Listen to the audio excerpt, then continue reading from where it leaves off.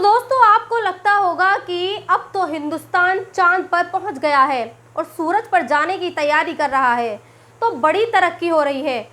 लेकिन हमारी तरक्की की एक तस्वीर ये भी है जो हमें ये एहसास कराती है कि हम चांद पर तो पहुंच गए हैं, लेकिन अभी भी उसी समाज में जी रहे हैं जहां बेटियों और बहुओं को 19वीं सदी की नज़र से और नियत से देखा जाता है।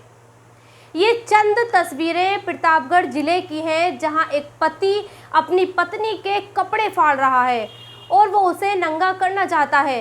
खबरें तो ये भी है कि इस शख्स ने इसे नंगा कर दिया और इसकी पूरे गांव में परेड कराई, ठीक वैसी ही परेड जैसे मणिपुर में कराई गई थी।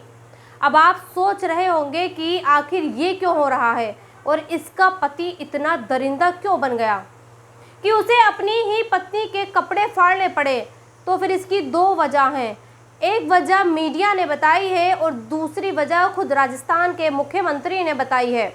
तो पहले आप मीडिया की बताई खबर को जानिए, जो ये बताती है कि औरत किसी गांव के ही किसी दूसरे शख्स के साथ भाग गई थी और जब इसके भागने का पता इसके पति को चला तो इसने पहले इसके कपड़े फाड़े और फिर इसे नंगा करके पूरे गांव में घुमाया।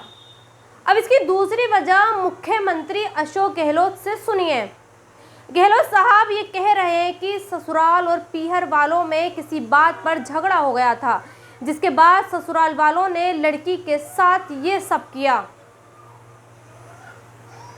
मुख्यमंत्री ये भी कह रहे हैं कि इस मामले में कड़ी से कड़ी कार्रवाई की जा रही है और इस मामले का मुकदमा फास्ट ट्रैक कोर्ट में होगा, ताकि जो मुजरिम हैं उन्हें जल्द से जल्द सलाखों के पीछे पहुंचाया जा सके। लेकिन सवाल ये है कि आज के इस दौर में क्या एक महिला के साथ ऐसा सलूक किया जाना ठीक है, और आखिर लोगों में इतनी हिम्मत आती कहां से है? तो फिर जो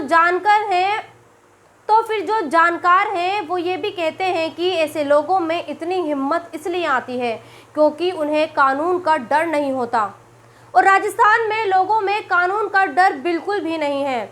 अब सवाल ये भी पैदा होता है कि अगर कोई पति अपनी पत्नी को नंगा कर दे तो फिर वहाँ कानून क्या करेगा? तो फिर जानकारों के पास इसका भी जवाब है। मिसाल के तौर पर आप किसी मुस्लिम मुल्क, ख़ास तौर पर सऊदी को देखिए। मैं अपने 4 साल के पत्रकारिता के अनुभव से बता रही हूँ कि मैंने आज तक ऐसी कोई खबर नहीं देखी कि किसी औरत के कपड़े फाड़े गए हों या फिर उसे नंगा कर दिया गया हो।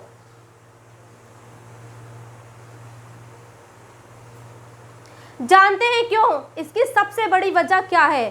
क्योंकि सऊदी में रहने वाले लोगों को पता है कि वहाँ कानून कैसा है और कितना सख्त है, जबकि अपने देश में रहने वाले लोग ये जानते हैं कि उनके देश का कानून कैसा है।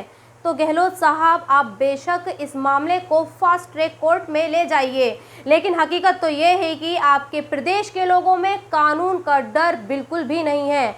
लिहाजा आपसे ये रिक्वेस्ट है कि थोड़ा लोगों में कानून के ज़रिए डर पैदा कीजिए, ताकि फिर से कोई बहन बेटी यूँ इस तरह से रुस्वा ना हो।